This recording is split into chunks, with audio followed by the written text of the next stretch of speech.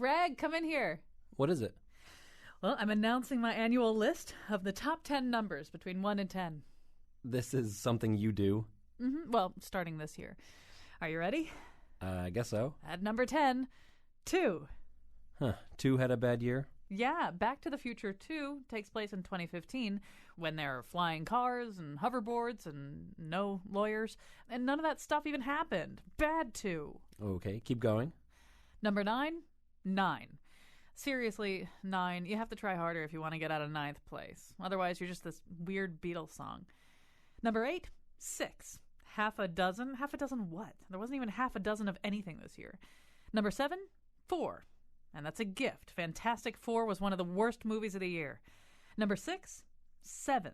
7 is the new 2. I could really see 7 taking off and maybe getting to number 4 next year. This is getting really hard to follow. Number 5, 10. See, unfortunately, 10 is on the way down, not on the way up. Remember how people used to say, she's a 10, but now it's 13 at least, and Spinal Tap speakers go up to 11. If I were 10, I'd hire a publicist. Number 4 is 5.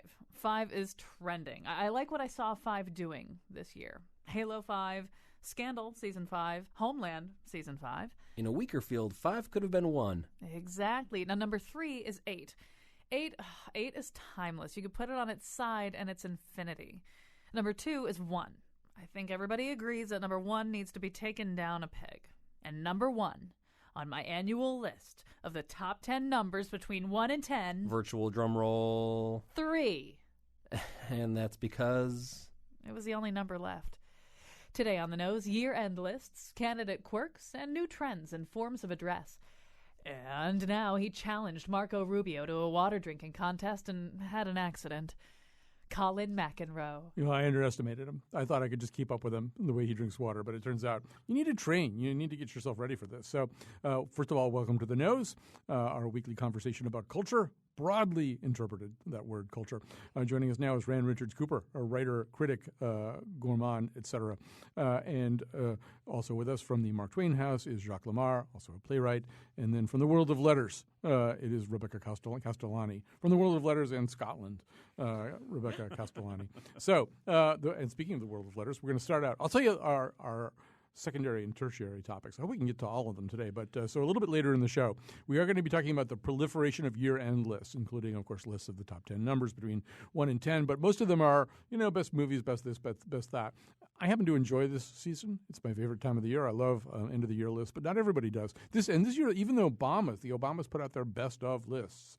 I think that's a first for a presidential couple. I could be wrong. Anyway, do we find them assaulting, or do we actually enjoy having them around? We'll also talk very specifically about one kind of year-end list. And then towards the end, we're going to talk about, first of all, Marco Rubio's water drinking, and also this kind of footage dump of Ted Cruz trying to record campaign moments with his family and sort of just the general awkwardness of Ted Cruz, and about whether or not quirky candidates are endearing or they just freak us out, and if so, what's the difference? So all of that is yet to come, but we're going to start out in the world of letters with a couple of things that have happened this week. Actually, it was sort of last Wednesday, the New York Times announced, or at least used, a new honorific or form of address, MX period, mix, in a story that quoted Senya Hardwick, a bookshop employee who didn't want to be assigned a gender by the newspaper. This is an increasing problem. The Washington Post has been experimenting with they as a singular pronoun, so it would be Senya Hardwick talked about the things that they would put on their top 10 list, but that would be only Senya Hardwick who would be doing that. Very complicated, very hard. So we've got a lot of other things in the world of sort of grammar and usage that we'll try to get through as fast as we can. It's really complicated. It's really hard. And so, Rand Cooper, I'll start with you. Do you regard this as an intriguing challenge to try to tackle all this new stuff, or would we be better off just not messing around with the language so much? Well, of course, the reality of the new is inescapable, and language must eventually find useful ways to accommodate it. So one of the things I'm going to express some particular skepticism about they and about mix, but let's just deal with principles and temperaments first. one thing that's always interesting to me about new words and what's allowed in is and changes in language generally. They sort of reveal people's political, for want of a better word, temperaments vis-a-vis change. And that's got nothing to do with what your politics are. I mean, I have just standard liberal, left of center opinions about things, but I tend to view a lot of these changes with like instinctive skepticism. Sort of the inner conservative comes out.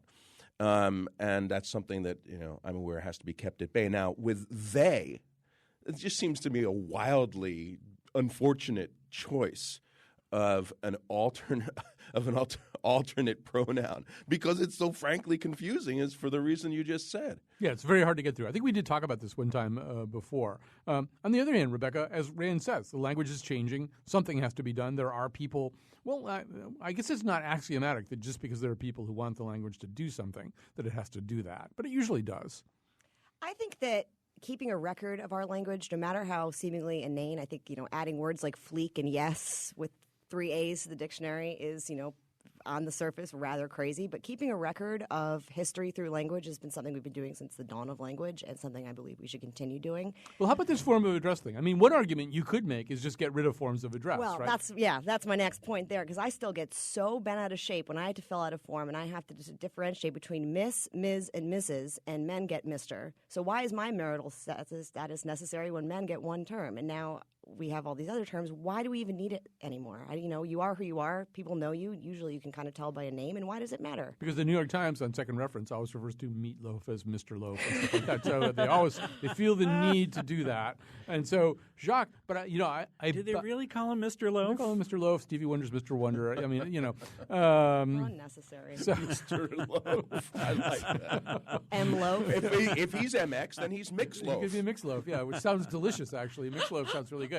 So, Jacques, I think I can guess why Rand is going to have a very specific question about MX period pronounced mix, because it sort of sounds wrong somehow, right? Yeah, I mean, I was actually the first time coming across mix, I was handed a business card from a transgender individual, and I noticed that the prefix was mix, or not prefix. What's the honorific? Was mix, and so I know that this person identifies as transgender. So I didn't ask how it was pronounced. I ended up going on the interwebs to find out. I mean, I know this person well enough that I would just refer to them by their first name anyway. But you might say, in the words of the song, "Have you met Mix Jones?" Me and Mix Jones. And mixes. Yeah. So it's interesting because I have a transgender friend on Facebook who was very upset about how they're a playwright and how they were being addressed by a critic in the review or in a review because they wanted to be referred to as they instead of she. You did it really well just then. You did it seemingly effortlessly. Well, the thing is I have a lot of transgender friends, and I've fallen into potholes, and I think there is a certain amount of wanting to own how the gender that you identify with, and that gender is fluid, and that there are places between Mr. and Ms. or Mr. and Miss or Mrs. So I think that there's a certain kind of creating your own identity that's happening with these words, and there's a kind of a political, socio-political component to saying that we want to be addressed differently. And now when I see a form, I was at the doctor's office, and there was a choice to check off male or female, I felt bad for my friends who are, believe that they are, somewhere in between.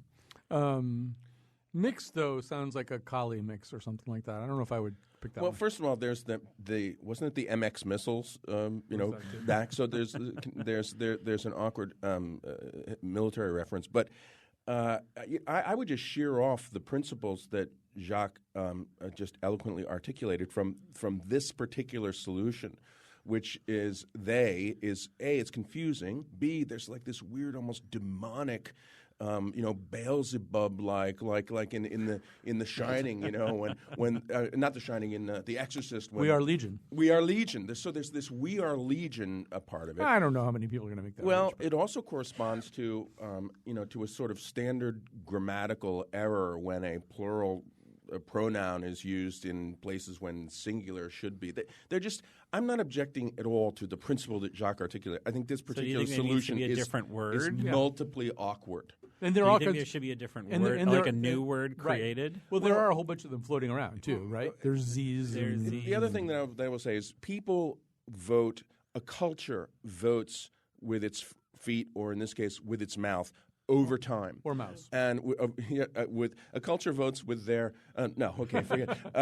And over time, these decisions are made in a sort of de facto way. What's interesting about the role of the New York Times or of dictionaries, this is a sort of interesting parallel to the role that the Supreme Court plays vis-a-vis evolving social mores. Should a dictionary or a newspaper sort of be on the forefront of this, making decisions that reflect what it believes is coming next, or should it sort of play a catch-up role and validate this once it's sort of already been accomplished culturally? By the way, I don't have an answer to that, but I think it sets So up do you the problem. So what do you think the Times should have done then in the instance of this particular person? That they just drop the honorific altogether, which is what most newspapers would Wouldn't do. you use the one that they want to go by, though? Isn't that kind of the back? Well, that's not how newspapers have. I mean, newspaper style books are inherently Procrustean, right? I mean, they sort of make things sort of fit. And the goal of the newspaper style book is to have everybody at the newspaper do the same thing, as opposed to doing what the person you're talking to wants you to do. So, I mean, I'm not saying that's great, but that's what they exist for. So, my guess is that they're going to be a little bit more prescriptive and a little less descriptive. Dictionaries, which we'll talk about, and if we have a couple of seconds here, where I'm under a different kind of clock today, would be a little bit different. Well, actually, let's do the dictionary thing right away. So, Rebecca, you kind of alluded to this, that we also saw an article about the fact that dictionaries, particularly online dictionaries, but all kinds of dictionaries, are much more open to very quickly adopting things like Fleek and Yaz with 3 A's and WTF and NSFW and Bay and Bezzy and YOLO and Wah and Fur Baby and MK. All these things are getting into various online dictionaries instead of waiting to see whether or not they prove themselves. And I mean, now you're back to Rand's question: what should dictionaries do? Should dictionaries try to create order or just reflect chaos? I don't know. I go back and forth on this because there is that conservative in me that wants to keep the dictionaries pure with real words that aren't abbreviations or amalgamations of several words or particularly trendy. However, as I said before, I do think that keeping a record of language, even if it's just to remind us how silly we've become, is a worthwhile endeavor and something that we should continue to do, if not maybe restrict them to the online dictionaries and not taint the poor OED with Queen and Yas and all these other crazy words that we've invented in the last year. Queen with a K. Although, Jacques, one thing I want a dictionary to do, I want to be able to look up a word I don't know. And a lot of these words that Exactly. come flying at me, I'd like to look them up What somewhere. happened to Urban Dictionary? Because I love Urban Dictionary, but the too. thing is, Urban Dictionary is crowdsourced, Right. and Yeah. so it's not authoritative Maybe in it's any time way. for an official Oxford Ex- English Urban Well, Dictionary. I think that's sort of where they're headed with the online thing. I've seen YOLO, and I didn't know what it meant until we started this conversation. That this was going to be a subject, and I was like, oh, I can finally find out what YOLO means. Now I've already forgotten what it means. You only live once. You only live once. That's right. And so I was happy that there was a resource there that was trustworthy and not misleading when it came to it. I don't see a problem with it. I do think that If it's an- etymologically it's interesting to figure out where these words have came from. Yeah. Although, Rand, this will probably be the last comment before we go to break here, but dictionaries have two functions. One of them is the one we're talking about. You see something, you don't know it, you look it up. And maybe it says something like non-standard, or who knows whether this is going to make it into the canon or something next to it, but at least you can find it. But there's the other way that my parents used to use it, and sometimes we do use it in journalism, which is to figure out whether a word is a real word or not. And so the dictionary is the thing you pull off the shelf to adjudicate something, like what's the status of the language right now vis-a-vis this word. And on that score, opening up the floodgates to pretty much everybody starts to water down its significance that way. Well, it's interesting, and I guess this just restates the problem, but there's an inherent tension with the dictionary between its gatekeeping function and its sort of descriptive historian function. So you can sort of stress which side is most important to you. I think we live in an age, certainly here, in a cultural moment that would stress the sort of keeping up with what's happening in the culture function of a dictionary, and that's a great function of a dictionary. But I don't think that any of us would want to.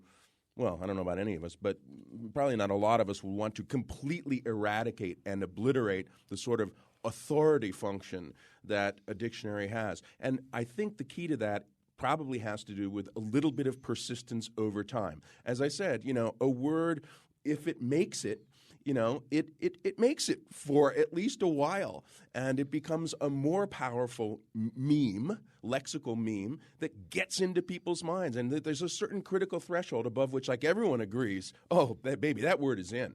But still, you want to be able to look up Bezzy, otherwise you'll have FOMO. Anyway, we have to go. We have to take a quick break. We'll be back. Queen. Yes.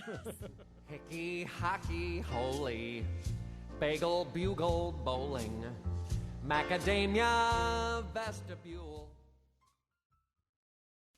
So this is the time of year where people start putting out their best of list, best of everything. Even the Obamas, both President and Mrs. Obama, did best of lists. I would argue that they're maybe one of the first couples, maybe the first couple who have a broad enough sampling of culture to be able to do this, although obviously Bill Clinton was pretty voracious in lots of ways too. So anyway, Michelle Obama reveals that she loves Uptown Funk by Bruno Mars. That's her song of the year. Her husband says it's Kendrick Lamar's How Much a Dollar Cost. The president, his favorite book, his book of the year is Fates and Furies by Lauren Groff. I saw a tweet from Lauren Groff saying, "That's it, I retire." The first lady's, the top of her book list is Light of the World, Elizabeth Alexander's amazing memoir about the death of her husband. The best of a TV show for Barack Obama is The Nick. For Michelle, it's Blackish. So even they do it. And so the first question is, I mean, there's going to be a deluge over the next 2 weeks or 3 weeks of best of lists and people debating best ofs and stuff like that. And so the first question is, do we enjoy that, or do we feel assaulted? Are there too many best of lists, and is there kind of a feeling like you're running around trying to catch up with other people's best ofs?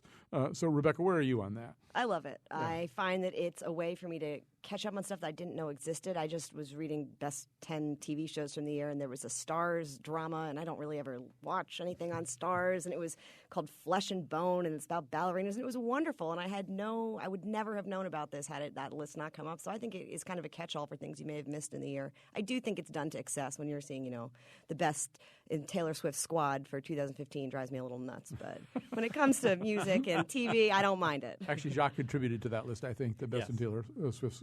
How do you feel about that? I on Taylor Swift squad or just the top 10 list? The top 10 list, best Okay. of lists, all that kind of stuff. I'm always drawn to them. Mm-hmm. I'm always drawn to them, and I'm almost always infuriated as a result of them.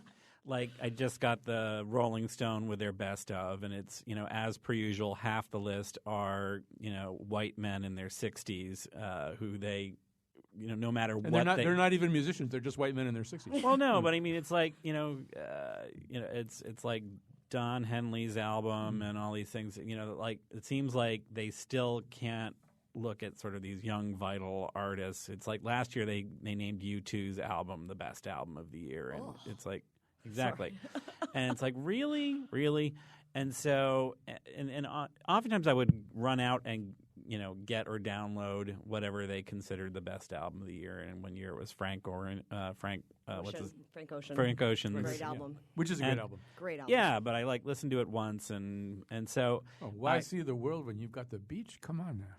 and so I great mean, song. I'm not saying it's a bad album, but I've stopped using it as a means of making cultural decisions for me. I just still navigate by my own bad taste. I do love the idea that President Obama is listening to that Kendrick Lamar. Me too. CD. That makes me And happy. How Uptown delightful. Funk is a jam. Yeah. I'm Team Flotus on this one. So I'm with you on that too. So Rand, what about this? Do they play a useful function, or are they just kind of Well, an intellectual flotsam at this point? No, not. It's actually, I suppose, somewhat confessionally. I'll say I approach the end of the year and its lists with dread and indeed anxiety. And Because you're afraid you won't be on them? no, Okay. good God, not that. And I don't mind fishing or poaching from other people's interesting lists. That's not the problem. But the prospect of making such a list, it reminds me, like almost nothing else does, of this cultural predicament that we're in, or maybe you guys aren't. You're confident making lists, but there's almost nothing that I feel sufficiently comprehensively knowledgeable about, even to begin to make a list. And it makes me recall what I now think of as like a prelapsarian experience of childhood, which is having been a sports geek at age, say, 12. And I knew everything about, say, the National Football League. And I would have been able to talk vehemently and passionately for hours about just about every player in the league. Nowadays, I feel like I'm running around trying to get a few crumbs of this or that slice of the cultural pie. And it's sad, but true, that there's no part of that cultural pie, that I've eaten enough of to be able to sit. Like, probably the only list I could make with any authority is restaurants in central Connecticut. There, boy, I would read that list. I feel pretty secure. But otherwise, it's like, yeah, okay, I read this novel I liked, but how about those other 98 novels that I didn't read? And then, TV, yeah, I have like these 4 shows I watch, but I mean, there's like so many amazing shows that I don't even know the names of. So that's why I feel, honestly, palpable anxiety tinged slightly with cultural despair. But that's a good argument for like Rand Cooper's top favorite 10 things of 2015, and then they could be anything. And I see more and more lists like that too. They don't stick to a discipline or a category. They just sort of move around a lot. And so Slate had one this week that wasn't rooted in any particular character, any category. I just gave it away. It's sort of best character of the year, but it says the bulldozer charisma of Empire's Cookie, the perfect narrative use of sadness in Inside Out, the sneaky comic timing of LeBron James in Trainwreck, tenacious clever Pip and Jonathan Franson's purity, Jessica Jones's nightmare-inducing Kilgrave. Those are some of their favorite characters, and then some of their critics chimed in with racist Atticus Finch and Go Set a Watchman, Titus Andromedon, whom we've just been rhapsodizing about off the air, and Unbreakable Kimmy Schmidt, Robert Durst, who's an actual real-life human being, in The Jinx, Larry David playing Bernie Sanders. I mean, I like that idea because it's not stuck in a category. It's like all kinds of things. So then I would start with Pope Francis. Pope Francis is your favorite character of the year? Or favorite thing? Favorite? Since I'm not trying to be responsible to any category. Yeah, I like it. I like next where you're I would going. go with deviled eggs. Yeah, see? Because they're making a very interesting culinary comeback. This is a great list already. Pope Francis and deviled eggs, although he might be a little uncertain about his proximity to deviled eggs. Third, I would go with Dirk Nowitzki. There's always going to be a big German somewhere on Rand's list. See, that's a good list. And so on. Yeah, and so on. Yeah. So did you have a favorite character of the year? Who would you pick? Oh, I'm really back and forth between my deep love of Titus Andromedon and the Pinot Noir Ode. And I tell you what, I was blown away by the Jinx and Robert Durst and that figure, and Kate McKinnon's impression of Robert Durst also deserves to be on that list. Yeah, sort of almost anything. Kate McKinnon's Hillary Clinton. Her Hillary also, is perfect, and almost anything that Kate McKinnon does. Yeah, let's just call it Kate McKinnon and be done with it. One of my favorite things of the year was Robert Durst guilt burping. You know how he does Yes. doing that? He was kind of burping guiltily when he realized that he'd sort of been caught. Yes. That was a great. I There put was that in really something mesmerizing, particularly mesmerizing about Durst. Don't you think? His black eyes just haunt my dreams to this day. I mean, you can cite all of these individual things, and was it Laura Miller who wrote that in that list that you passed? I think along? it might be, yeah. And so there are all these the fact that he had a flesh toned latex mask with him. So you can cite all when he was apprehended. You can cite all these individual things, but there's some way in which he speaks to something larger culturally that's really interesting and scary. Jacques, what's on your highly eclectic list? Give us one or two things. Oh, favorite things from geez. 2015. If you need time to think, I'll tell you while you're thinking. Well, Go ahead. I already admitted to you guys communally via email that I became obsessed with the Carly Rae Jepsen song, I Really, Really, Really, Really Like You. It was my ringtone. Everyone in the office hated me for it. The video is the cutest thing in the world, and I was so surprised it wasn't, the song of the summer. Darn you, Uptown Funk, but I also love that song.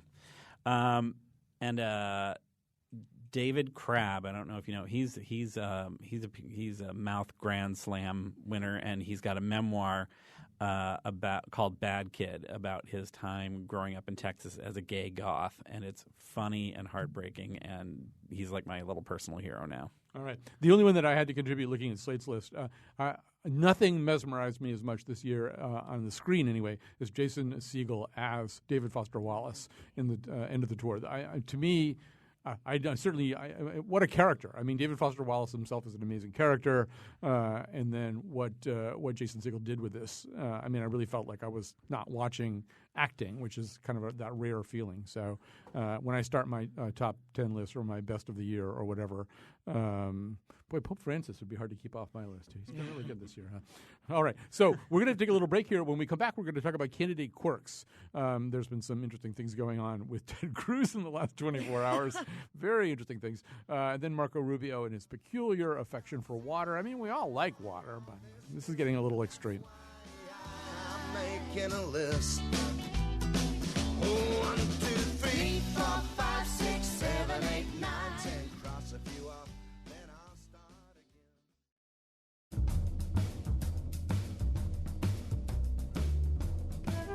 Today's show was produced by Colin McEnroe and me, Kyone Wolf, with help from Betsy Kaplan, who could water drink Marco Rubio under the table. Greg Hill appeared in the intro and tweets for us at WNPR Colin.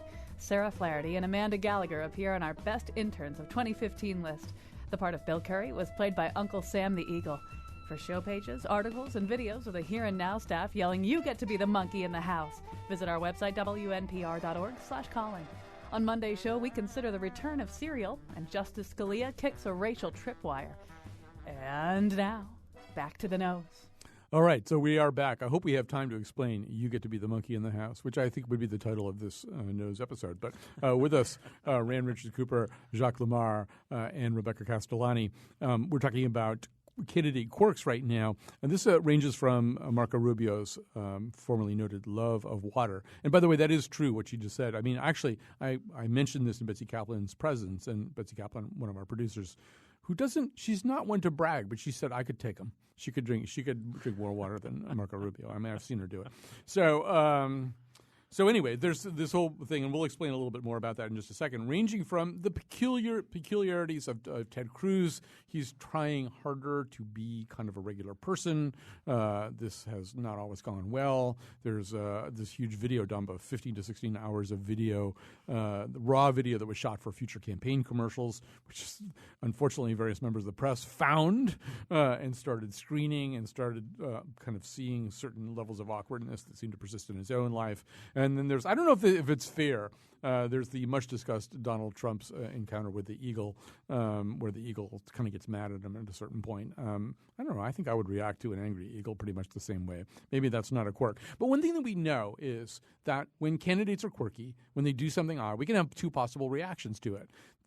That's kind of endearing. That's kind of nice. He or she is showing his or her human side. They're showing their human side. Or we can go, that's really weird. And a lot of times it's the thing that people take for granted about themselves. LBJ thought it was okay to pick up a dog by its ears. The rest of the country did not. There are things like that where it just seems as though there's something very, very strange about this person. I can come up with other examples. And so, yes, indeed, Marco Rubio does drink a lot of water. He's kind of famous for it. He became famous 5 years, it was more recently than that, after a speech by President Obama, a State of the Union speech.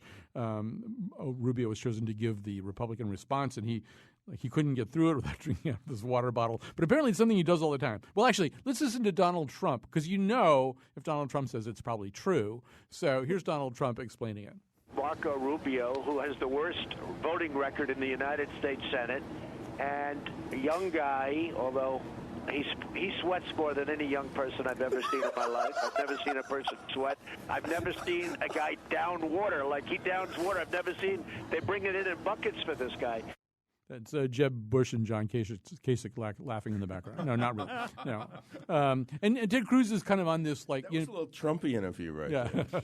Ted Cruz, who's kind of, trying to get people to like him. He's famously unlikable. The New York Times had this description of him kind of working a crowd.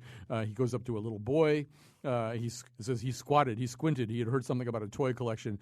And so about 3 feet above the floor of an American Legion hall, the senator began his questioning. You have lots of toys? He asked 3-year-old Isaac Jocelyn. Nothing. What's your favorite toy? More silence. Do you have a dinosaur? Do you have a fire truck? Do you have a toy monkey? Isaac stared blankly. A toy monkey, Mr. Cruz shouted, revving for a punchline no one understood. You know what that means? You get to be the monkey in the house. So these are candidates trying to be regular people, and they often are not. So, I mean, I don't know. How do we feel about things like that? Does it undercut? Well, actually, and Rebecca, I know you've been studying some of the Ted Cruz commercial tapes. As a young person, do these people now strike you as more Martian-like than before?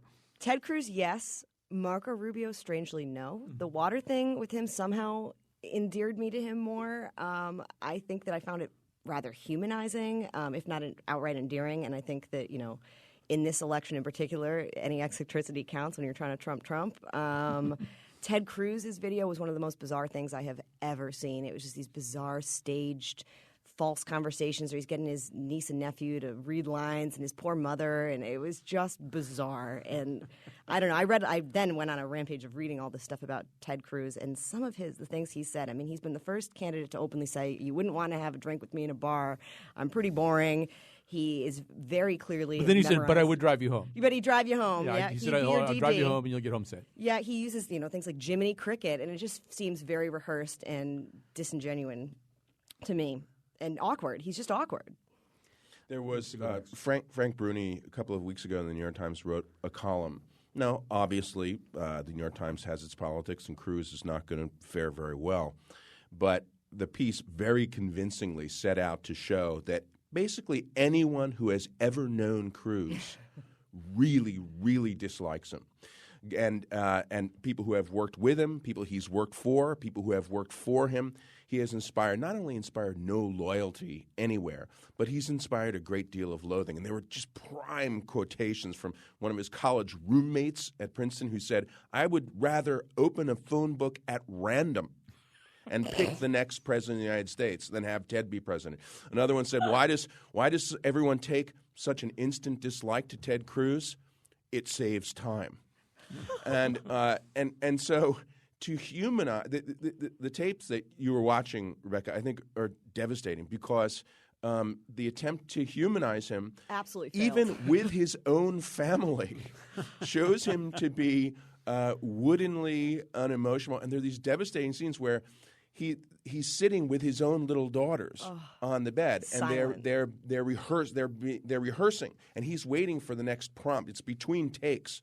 And he's waiting for the next prompt, and he just sits there silently and woodenly with his two little girls, unable or unwilling, it seems, to engage in any kind of fatherly, bantering byplay with It was them. like a family of robots trying to mimic human behavior as they'd read about it. I mean, it was just awful. And so, Jacques, to that point, I mean, this is one of the questions we always have about these people. Are they real people? Are they pod people? Are they robots?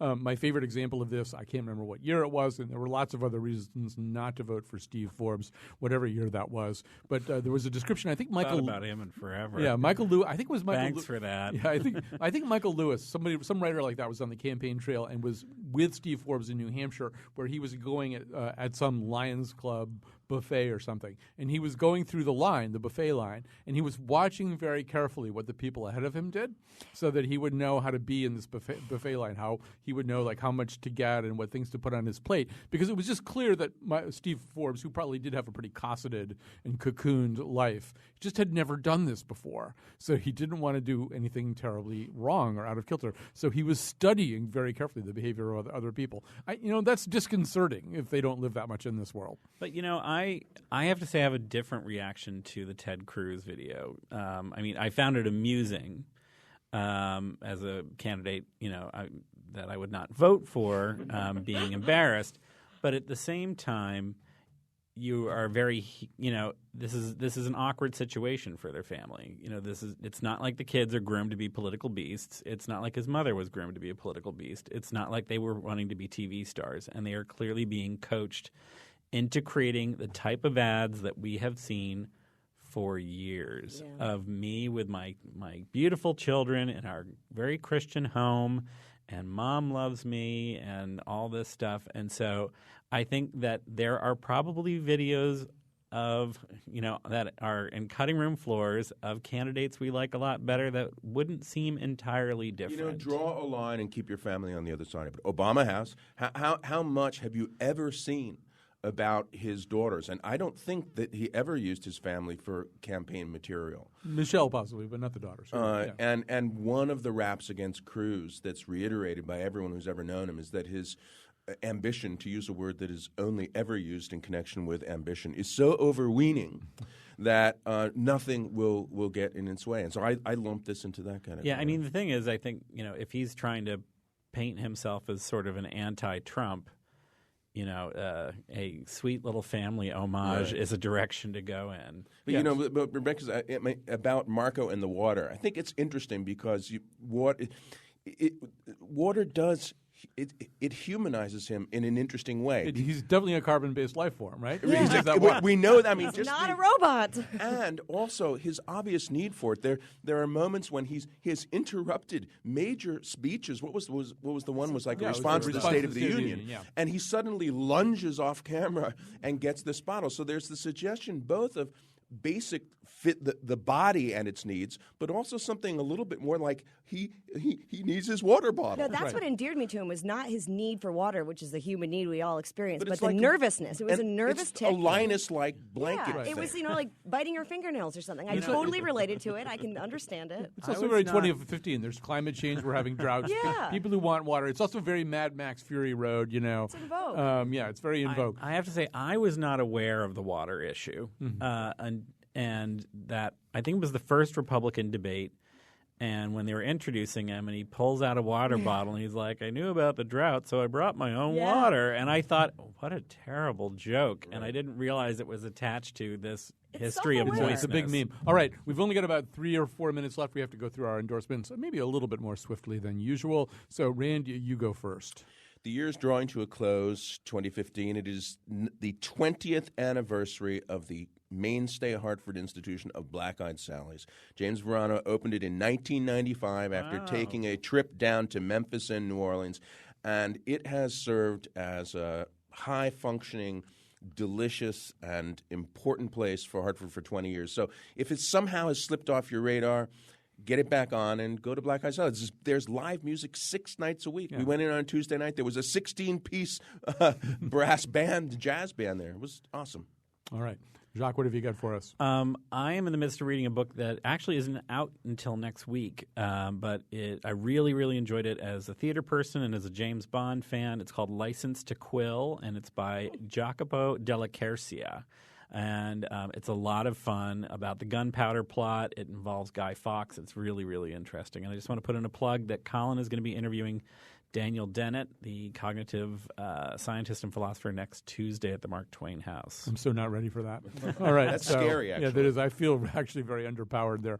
All right, Rebecca, what have you got for us? Got 2 quick ones. It's Christmas in Collinsville this weekend. There's a lot of really fun family activities. Tonight they've got horse-drawn carriage rides, tree lighting, a champagne walk from 6 to 9, and the front woman of the Ronettes, Ronnie Spector, will be playing at Bridge Street Live. She goes on at 8. It's going to be real cool. You can get tickets at the door or online, and if you're looking for more information on that event, and I know there's some activities on Saturday too, go to visitcollinsville.com. Collinsville, the Montmartre of Central Connecticut.